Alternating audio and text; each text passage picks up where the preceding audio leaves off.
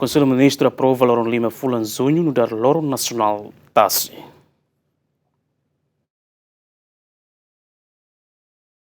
Conselho Ministro aprova projeto de resolução governo com a consagração Loron Lima Fulanzunho no dar Loron Nacional TASSI, nebe apresenta o Primeiro-Ministro Kaira Lassana Guzmão, nebe dedica o de celebra no preserva TASSI no biodiversidade TASSI e Timor-Leste, no mostra a atividade sira o objetivo, ato promove ne valor, no promove participação ativa sociedade nien, liu labarik no fuinsa sira e a proteção. Consagração data ne reflete reconhecimento da importância TASSI para equilíbrio ambiental, sustento para a comunidade no desenvolvimento sustentável na Nação União, no nemos compromissos do governo, onde conserva recursos TASSI, no implementa política no plano ação para promoção da economia marítima e de resiliente no sustentável, tinan rihun rua no Região Lima, to tinan rihun rua tolo no Região Lima. Resolução governo estabelece moscata, celebração Loron Nacional TASSI se cada tinan, o regime rotação entre cada município no região, o envolvimento da comunidade, autoridade regional no municipal Sira, lideranças comunitárias, organização sociedade civil Sira, setor privado, no cidadão toma que reforça valor cultural, no espiritual TASSI nien, para povo Timor-Oan,